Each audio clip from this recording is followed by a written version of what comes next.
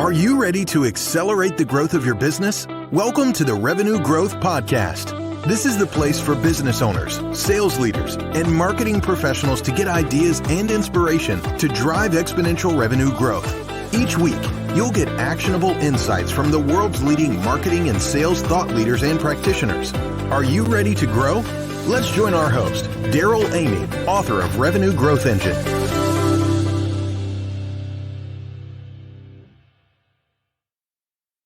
Hello and welcome back to the Revenue Growth Podcast. Darrell here, Trailblazer Growth Architect, helping purpose-driven companies grow revenue so they can scale impact. I'm glad you're here. We're on a mission together to help 10,000 generous organizations double their revenue so we can generate $10 billion in new giving. We've got a phenomenal guest here today talking about a topic that is near and dear to just about everybody, I think, these days, and that's artificial intelligence and how we can incorporate that into our selling.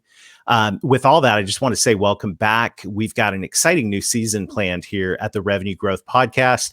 The guests in line, you're going to definitely want to like or subscribe to make sure to not miss some of these conversations that we have coming up.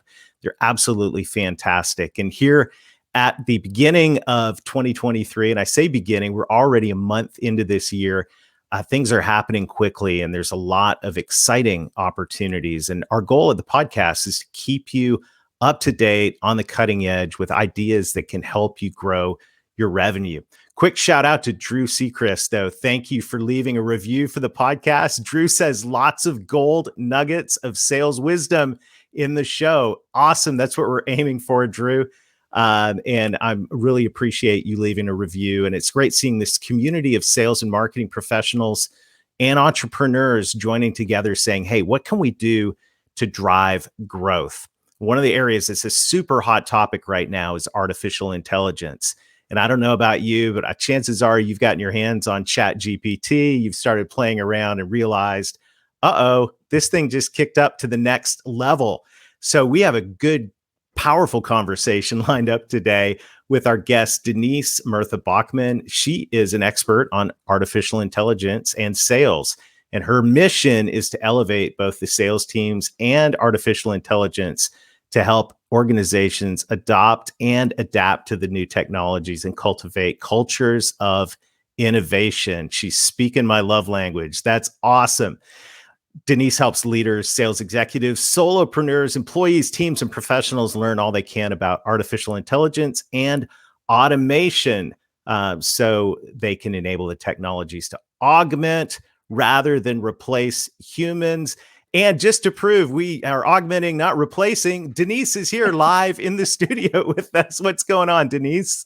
Hi, Darrell, and Happy New Year, and congrats to a new season. Very exciting. So thank you for having me here today.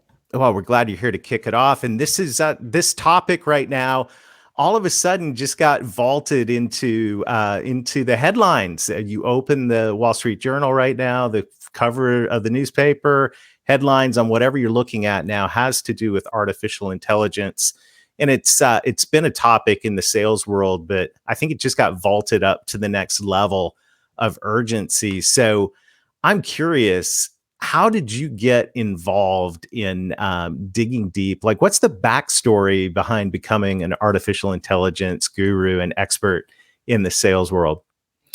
Well, it's not too exciting other than, we as sales reps, especially in software, you always have to rely on your software engineers or software consultants.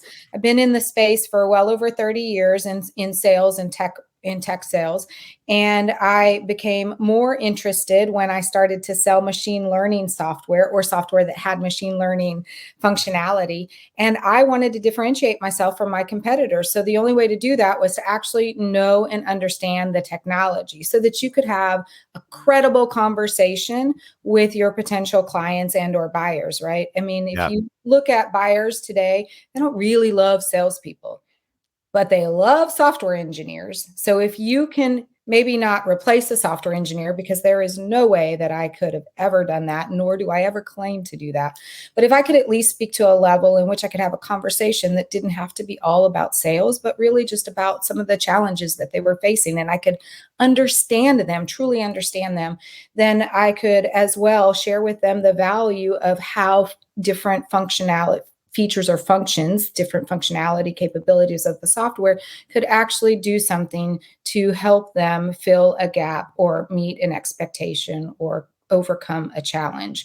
And so I just took myself and really learned as much as I could about the space, and decided and realized, not decided, but realized how fascinating AI is, Hmm. and how that is not just the future, it's here, it's the now, it's not going anywhere, and it's just a fun and exciting place to be in right now. So that's my backstory, not very exciting. Well, it is very exciting. It is fun and exciting place to be from one perspective. Another perspective, there's a lot of people going, okay, well, this is a little freaky and a little bit scary. So when you talk with sales professionals and sales leaders about artificial intelligence, and you start to get that pushback of, look, people buy from people, people buy from people they know, like, and trust. They don't buy from robots. Come on, what would you say to that sales professional that would say, AI, no one's going to buy something from a machine? Come on, man. Well, if we look at some of the stats, actually, people are buying more over the internet, and even large $50,000, $100,000 opportunities or deals. They're buying over the internet just like everyone else. That being said, however, the role of AI is not to replace the sales rep, but really just to augment and take over some of their responsibility. I don't know if, I think it was Harvard Business Review. They quoted a specific percentage. It was, I want to say, 15% of sales actually spend their time on actual sales. Mhm. So sales activities. The other Yes. remainder of that is spent on non revenue based activities. Yep. And where AI can come in is it can take some of those mundane tasks that reps are having to spend their time on, and actually utilize that extra time that they now gain from passing it over to AI automation solutions, and actually spend more quality time on sales related activities that are going to continue to build the business, build the relationship, and therefore close the deal. Beautiful. Hence the tagline, automate, not replace Exactly. humans. And that's music to my ears. And if you think about the way that we live nowadays, I always joke that, while I'm here in the office and we're having this great conversation, in my home, there's a vacuum cleaner that's roaming around my home vacuuming. And we don't even think anything of that other than I'm just thankful for it, right? Because that automation has removed the need to spend time ensuring that my floors are clean, for example. And that's where I think when you look at sales right now and you start to look at technology, um, I think there's a lot of skepticism from salespeople who, I was engaged in rolling out first CRM in a company I worked for, and I think it was 97 when we did our first CRM rollout. So maybe it's 95, something like that, over 25, 30 years ago. And ever since then, it seems like salespeople have had a lot of baggage around technology. Look, the reason I only spend 15% of my time selling is because technology takes so much of my time. How does artificial intelligence have a promise to make that different for the salespeople that are saying, come on, man, I don't, technology, it's the thing that slows me down. What's changing now that you think is going to tip the balance on that to turn this into a more of a perceived asset for salespeople? Well, first, let me qualify. I threw out, I think, 15%. It's actually, I think, somewhere in the 30%. It's 15% of Mhm. organizations, now that you're speaking of CRM, actually Yep. use a CRM solution. We've been in the sales role for quite some time, both you and I. And I think it wasn't actually that we feared or didn't think that software could help us. It was that it was so cumbersome. And Mhm. really, who wants to take the time to actually put information into a CRM or any other solution for that matter? And I Mhm. think that is where organizations have failed to truly educate their sales reps on the value of why it's important to actually do that. And more than just giving you 50 billion more places to look for information, right? But rather than to give you good insights actionable insights that you can actually use to help you close a deal faster. And I think if sales reps could better understand first what the underlying role of any software solution is, and that's really just to enhance what you're doing today and make life easier. It's only as good, however, as the data that you put in. So if you're not taking the time to make those updates into CRM or any other solution out there, then you're not going to get the insights or the data back that you really want. So when the sales reps complain, yeah, it's going to make my life more difficult. In actuality, if you're putting in the right data, then what AI will be able to do is take some of those data points and actually turn it into something actionable. So for example, if we talk about in the CRM space, when you go in and you have to look at a company and you've got 12 accounts, let's say 12 enterprise accounts, and you've got to do as much research as you can on each of those accounts. What you have to do usually in a CRM solution is go to 50 billion different places. Now I'm exaggerating, 50 billion is not really the number, No, but it's more like 49 billion. probably Feels like it. It's a lot. And so you've got multiple different windows open and different tabs, and you've got, all these notes that you're having to take down because there's not one place what if you could have an AI solution that could actually take all of that data for you and bring it into a really nice report that says, okay, based on this individual, he's been at these different companies in the past. This is what his buying trend looks like. This organization, the last time they bought was the person who bought was this person. And instead of you having to actually go in and manually find it, it brings all that data for you. And then it enables you to take that data and actually do something with it rather than having to spend 60% of your time sifting through all of that data. Again, though, it's only as good as the data you put in. So if you could just take 5 minutes every day and just type in your notes and update your contacts, imagine the power of what AI could do then for you, providing you so much data that you didn't have access to, that you would have had spent so many hours searching for. Yeah, and this is what we're talking about here is really along the lines of thinking about this as more of a virtual assistant, somebody that can actually come and do the research and put everything together for you. And as you look at the things that have been rolled out here over the last couple of months, and Chat GPT has now become a household buzzword. And of course, you're seeing now this great arms race in technical companies between Microsoft and Google, and who knows who else is going to pop to the surface in saying, hey, we're the leaders in the next generation of chat or of AI. What's interesting to me about this right now is this whole concept of conversational artificial intelligence and actually generating things. And I know, like many of our listeners, we've all been amazed as we've seen the power of this technology now to just go out and find stuff, compile it quickly, and bring it together.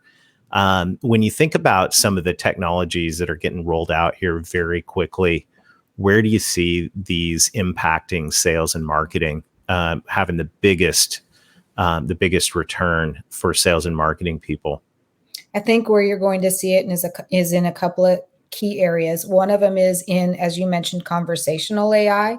So part of the problem, as you have probably experienced, I'm sure many sales leaders and sales reps have, is that today it takes many more touch points in order to actually make true contact with a potential buyer. And as we know, sales reps get bored very easily.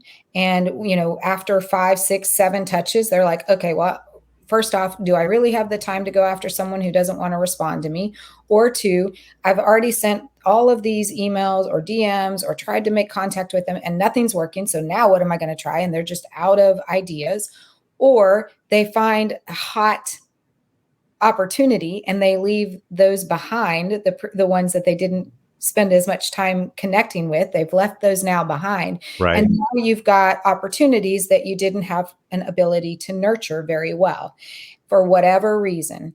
And so now with an AI solution, you can have a conversational AI assistant come in and actually nurture the entire process, allowing the sales rep to actually engage whenever they want. So it can go run through a model. You can pay attention based on how each of the conversations go as to whether or not you want to engage. You can put that AI virtual or digital assistant on hold. You can jump in as the human, take over, and then put it back into the process. And it'll enable that it is continuously nurtured. And now, instead of the 5, 6, 7, 8 touches that it takes, where it now takes 15 to 18 touches, every single touch will be taken care of, and you still have control over the process at any given point.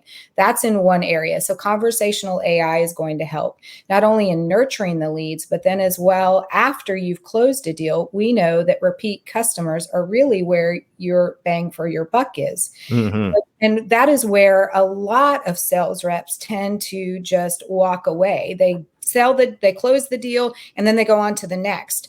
And in reality, if you can nurture your customers, then you can build more opportunity for additional sales with those existing customers. Having conversational AI will enable your customers to be connected throughout the evolution of the life cycle of a customer, and enable you to continuously send them information, converse with them without it being you, but actually the machine, and enable you to continue to nurture them so that you do build more sales thereafter. That's one area.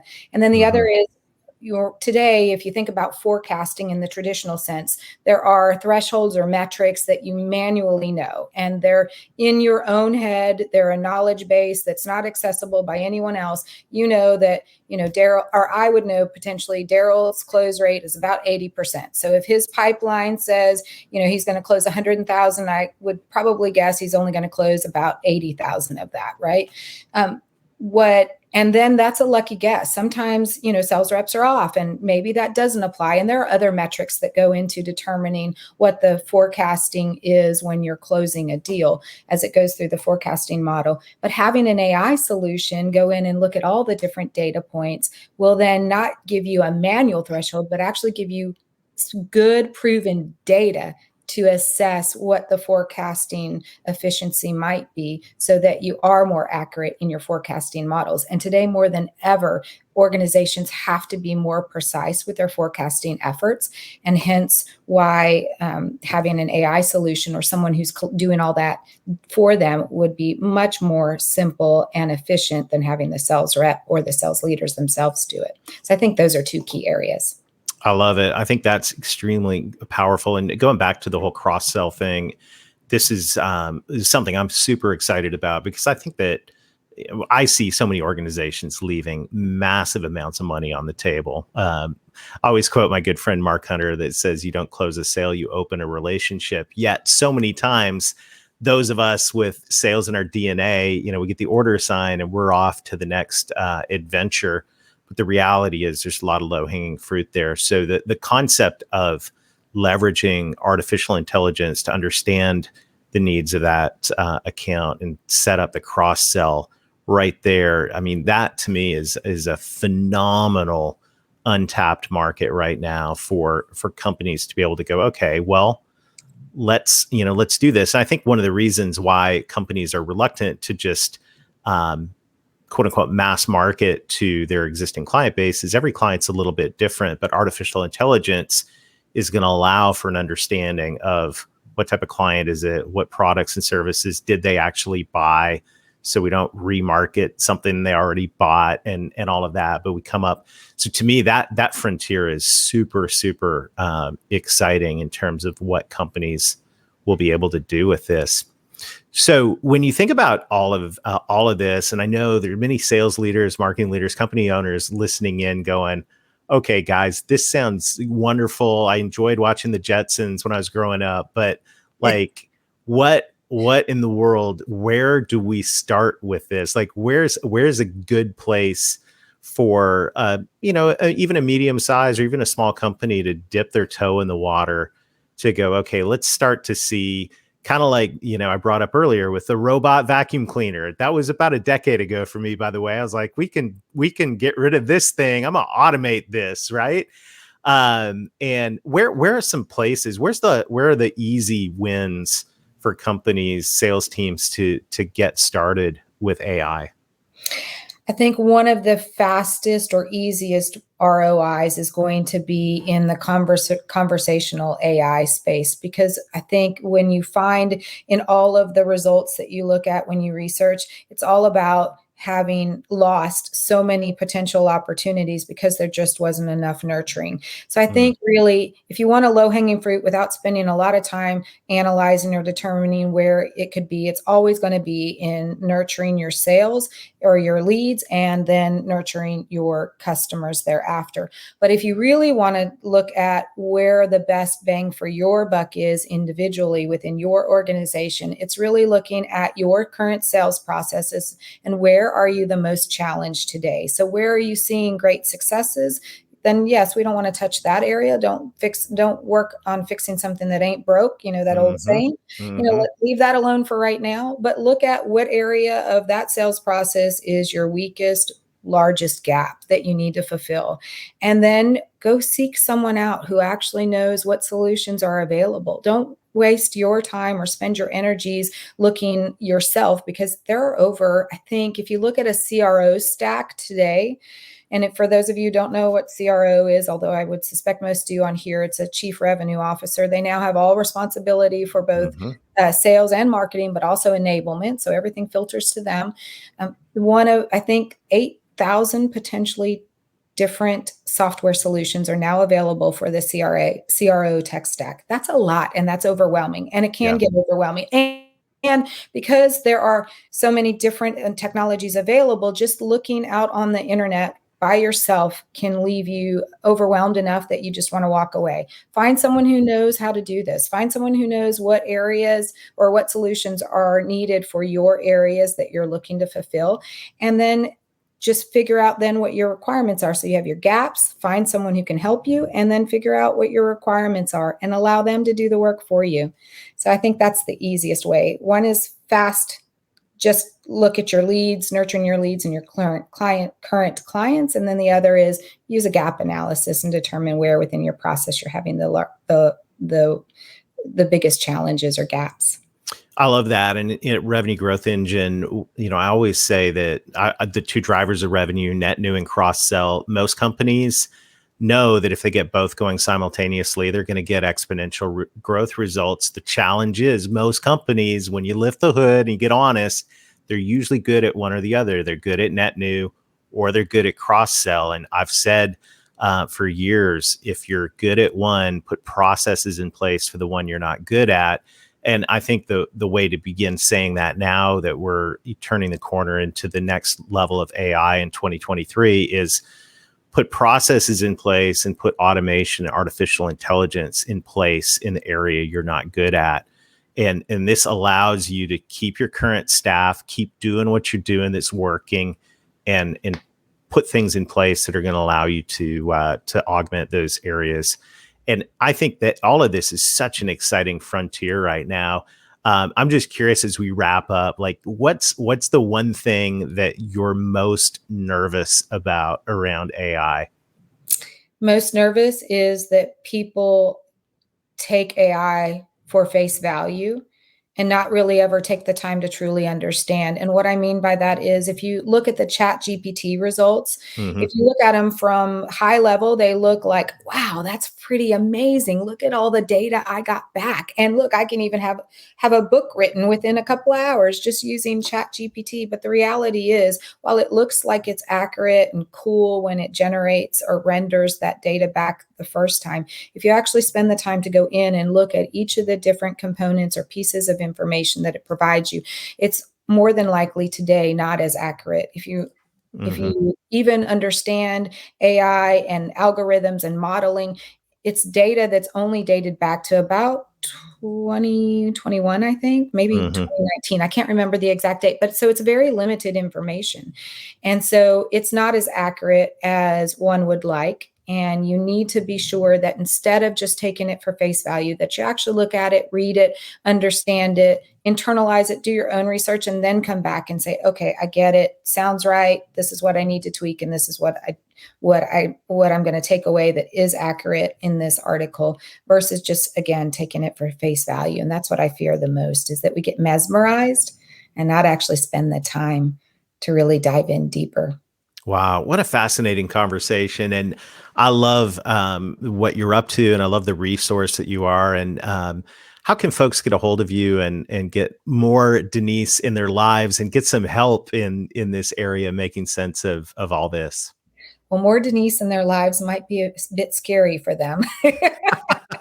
Just kidding. No, I think if you want to get to know me more, come see me on LinkedIn. I hang out a lot there. I am launching a podcast here shortly, so stay tuned for more information about that. In the meantime, I have a website, Denise Murtha Bachmann.com. So my LinkedIn is Denise Murtha. It's LinkedIn/Denise Murtha Bachmann. And then, I'll get you all those links, and you can always schedule some time. So I'll also put a calendar link in there for Darrell to post as well. Yeah, we'll make sure that gets in the show notes. Well, Denise, thank you so much for sharing your time, your expertise, and your heart with us today. This has been a phenomenal conversation. I love it. Thank you very, very much. This has been great. So I appreciate you giving me the time to talk about AI and make it a little bit more positive. The goal is to embrace it, but maybe not with open arms, but at least embrace it with caution rather than fear it. Mm-hmm.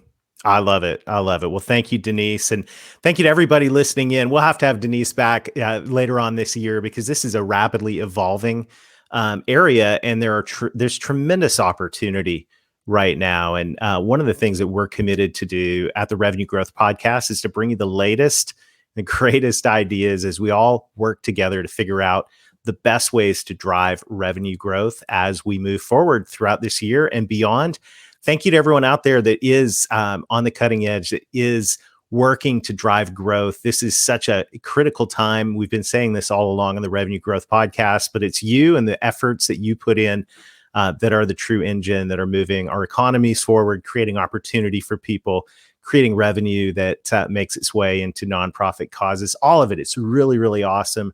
Really, really beautiful. I want to let you know the work that you do matters, and we're committed here to helping you succeed. So, as I said earlier, we've got a great roster of guests throughout the spring and summer. Make sure to like, subscribe, and do me a favor, share this podcast with your fellow peers.